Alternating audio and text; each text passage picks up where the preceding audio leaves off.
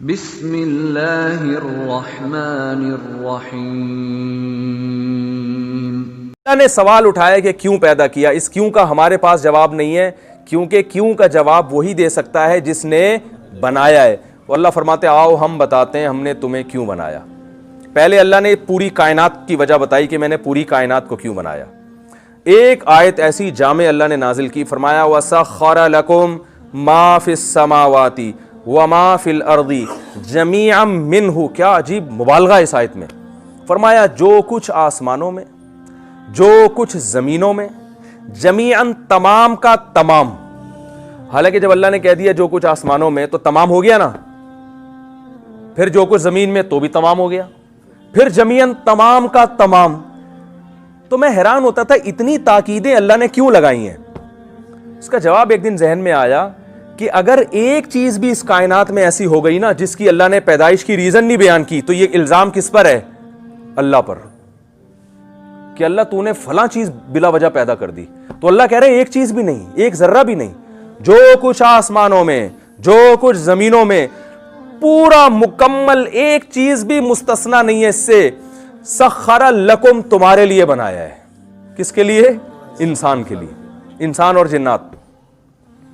तो पूरी कायनात का मकसद तो अल्लाह ने दो लफ्जों में बयान कर दिया। और हमें नजर भी आ रहा है, समंदर से कितने टनों मन मछलियां हम निकाल लेते हैं, उनसे जीने का हक छीन लेते हैं।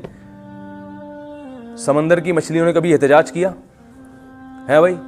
बकरा जब दो दांत का होता है, खुद तो सारी जिंदगी याशी करते रहते हैं, अभी जब बेचारा जवान हुआ, जवानी की दहलीज पे कदम रखा, बदनजरी भी नहीं करने देते हैं और फौरन काट के क्या कर देते हैं?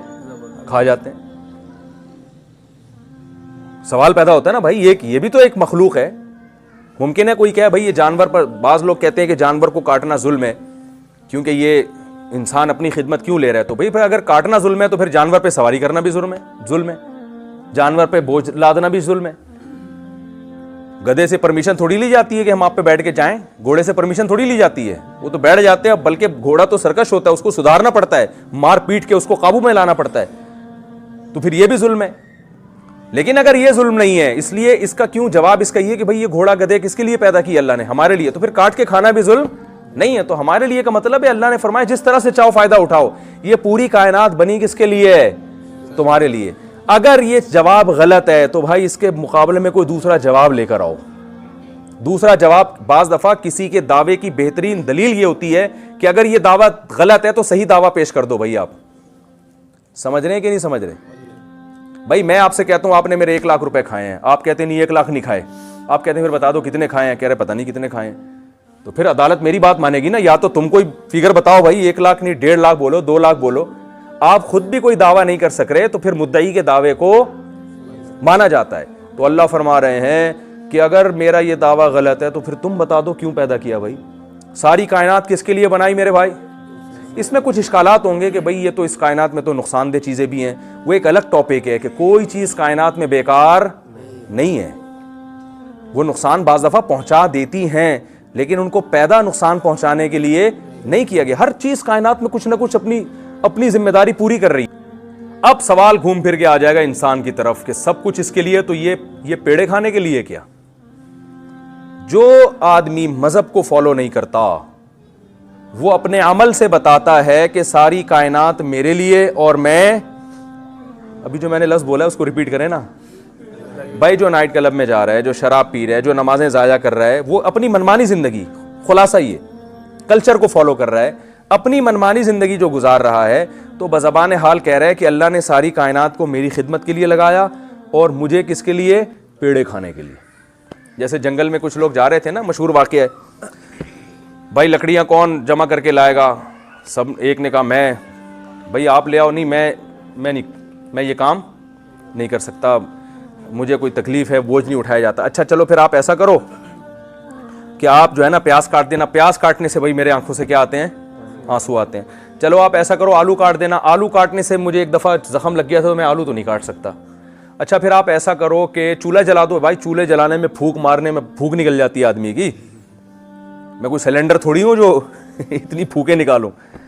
तो सारे, कोई भी काम नहीं कर रहा, वो अपनी जिम्मेदारी पूरी नहीं कर रहा। लेकिन जब खाना लगता है तो आके बैठ जाता है। तो ऐसे आदमी को कहते हैं ना, क्या तू पेड़े खाने के लिए आया यहाँ पे? एक दफा जब करेगा, 2 दफा करेगा, तीसरी दफा जब करेगा तो ताना क्या मिलता है? ओ भाई तू यहाँ पेड़े खाने के लिए आया, काम तो कोई करता नहीं है। तो मेरे भाई, जो लोग सिर्फ लाइफ का मकसद ये समझते हैं कि एंजॉय करना, इंटरटेनमेंट, आज फला मूवी देख ली, आज फला ड्रामा देख लिया, आज फला आप बोर हो रहे हैं तो यार बोर हो रहे हैं, तो भाई हम तो हैरान होते हैं कि टाइम को तो अगर उलमा तो ये कहते हैं बस चले तो इसको किसी तरह रोक लिया जाए, किसी तरह रोक लिया जाए। तो आप सोचो कि जिनके ये जज्बा हो कि किसी तरह टाइम को रोका जाए, जो मकसद हयात को पहचान लेते हैं ये जाया हो रहा है, तो वो जब ऐसे लोगों की बात सुनेंगे जो कह रहे हैं यार टाइम गुजर नहीं रहा, तो कितनी हैरानगी की बात होगी कि नहीं होगी? यानी लोगों का मसला ये कि टाइम पास नहीं हो रहा। वो भाई अगर आप मकसद हयात को पहचान लो तो आप कहोगे ये पास हो क्यों रहा है, ये रुक क्यों नहीं जाता, अभी तो बहुत सारे काम हमने करने हैं। समझ में आ रही है बात कि नहीं आ रही है? लोग कहते हैं टाइम पास नहीं हो रहा, तो अहलुल्लाह क्या कहते हैं कि टाइम पास हो क्यों रहा है, ये रुक क्यों नहीं जाता, अभी तो बहुत सारे काम मरने से पहले हमने करने हैं, काश ये वक्त किसी तरीके से रुक जाए। टाइम याद रखो, जो ये कहता है ना पास नहीं हो रहा, वो बहुत बड़ा बेवकूफ है। उसे कब्रिस्तान ले जाओ, उसे दिखाओ कि भाई इनका टाइम पास हुआ था तो यहां तक पहुंचे हैं ये, तो आप भी यहां पहुंचोगे। क्या ख्याल है, पहुंचेंगे कि नहीं पहुंचेंगे? आप कहें हाँ मैं पहुंचूंगा, तो क्या टाइम पास हुए बगैर पहुंच जाओगे या पास करके पहुंचोगे? तो टाइम पास हो रहा है तभी तो कब्र में जाओगे। तो टाइम तो लाजमी पास हो रहा है। हाँ, ये टाइम अच्छे काम में पास हो रहा है या बुरे काम में। तो अब क्या होता है कि लोग क्या करते हैं, भाई टाइम पास नहीं हो रहा तो गाना सुन लिया, वो फलाने की गीबत कर ली, और चलो यार इस डब्बू में जाके स्नूकर क्लब में वहाँ जाके वो 2-2 घंटे वो उसको शॉट मारते रहते हैं बैठ के, और बस वो एंटरटेनमेंट। मकसद हयात क्या है? बाकी ये जानवर इसके लिए मुसख्खर हो गए, जब चाहता है इसका दिल चाहता है मछली खाने को चला जाता है, होटल पे मछली खा के आता है। उस मछली को कितनी टेंशन से निकाला होता है, वो कैसे मौत के घाट उतारा होता है उसको। जब चाहता है बकरे की चाँपें खाने चला जाता है। तो ये बकरे की चाँपें आसानी से थोड़ी बन गई हैं, इसके लिए बकरे का खून बहाया गया है, उससे जीने का हक छीना गया है। लेकिन बकरे को ना हड़ताल करने की इजाज़त, ना एहतजाज करने की इजाज़त। गाय घास खाती है, दूध कौन पीता है भाई? भैंस से सारी जिंदगी दूध निकाल के जब वो हड्डियों का ढांचा बनती है, तो होना तो ये चाहिए था एहसान का बदला एहसान। माएँ कहती है ना मैं दूध नहीं बख्शूंगी, कहती है ना, क्योंकि दूध पिलाना माँ समझती है मेरा सबसे बड़ा एहसान। तभी हम इस ताने से बचते हैं कि यार माँ ने ये ताना न दे कि दूध नहीं बख्शूंगी। जैसी माँ बूढ़ी होती है उसकी खिदमत करते हैं, अम्मा तूने मुझे बचपन में दूध पिलाया, मानते हैं ना, कैसी खिदमत करते हैं उसकी जनाब, बस भाई खिदमत करते हैं, भाई इसने हमें दूध पिलाया। और माँ भी ये ताने देती है मैंने दूध पिलाया तुझे।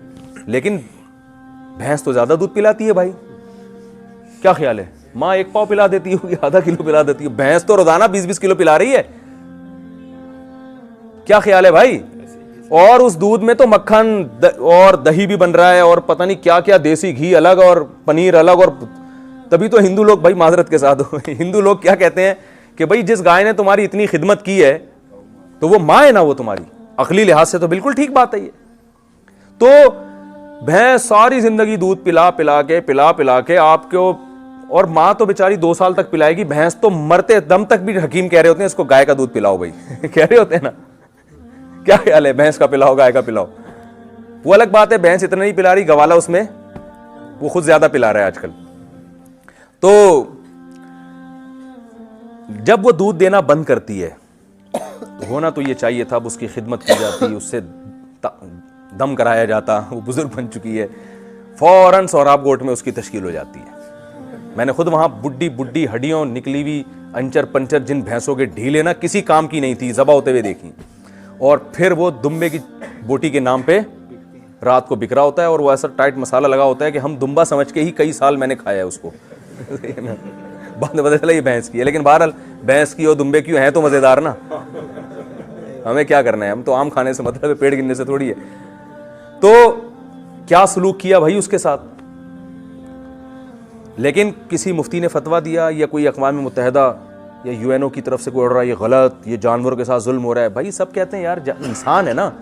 तो बात आखिर में यही घूम फिर के आती है, जब ये सब कुछ कर रहे हो, इनसे फ़ायदा भी उठा रहे हो, तो आपका भी तो कोई मकसद होगा ना भाई। या आप बस इंजॉय करने के लिए पैदा हुए हो लाइफ को? ये नहीं हो सकता, ये मुमकिन नहीं है। तो इसलिए अल्लाह ने कहा कि कोई जवाब, माकूल जवाब तलाश करके बताओ जो समझ में आए, कोई अक्लमंद उस पर गौर करे, बोले भाई ये वाकई सही जवाब है। तो हमारे पास इसका जवाब नहीं है, क्योंकि ये जवाब भी वही देगा जिसने हमें बनाया है। तो अल्लाह कहते हैं जब तुम्हारे पास जवाब नहीं है तो जो जवाब मैं दे रहा हूं उस जवाब को मान लो। वो जवाब क्या है? वमा खलक़तुल जिन्ना वल इंसा इल्ला लियाबुदून, मैंने इंसान और जिन्नात को सिर्फ अपनी इबादत के लिए बनाया है। इबादत का मतलब नमाज रोज़ा नहीं है, इबादत का मतलब गुलामी, कि मैं देखना चाहता हूं इम्मा शाकिरन व इम्मा कफूरा, कि ये मेरा बन के ज़िंदगी गुजारता है या मेरी बगावत करके ज़िंदगी गुजारता है। मैं समझा पा रहा हूं अपनी बात? तो अल्लाह ताला ने इंसान को आजमाइश के लिए पैदा किया है कि कौन है जो मेरा खा के मेरा शुक्र अदा करेगा और कौन है जो मेरा खा के मेरी नाफरमानी करेगा। अब अल्लाह का शुक्र अदा करने के लिए ज़रूरी है कि उसके अहकाम पे चला जाए, उसकी नेमतों को उसकी मर्ज़ी के मुताबिक इस्तेमाल किया जाए और उसकी नाफरमानी ना की जाए। तो मर्ज़ी के मुताबिक जब भी चलेंगे ना, हमें पता भी होगा कि वो चाहता क्या है अपने बंदों से। क्या ख्याल है भाई? तो ये चाहत इस्लाम के अलावा दुनिया का कोई मजहब नहीं बताता। इसे इस्लाम ही बताता है कि अल्लाह अपने बंदों से चाहता क्या है, और इस्लाम के पास इसके मजबूत दलाइल हैं कि ये अल्लाह का कलाम है। दुनिया में कोई ऐसी गाइडेंस नहीं है, कोई ऐसी किताब नहीं है कुरान के अलावा जो आपको बताए कि अल्लाह अपने बंदों से क्या चाहता है।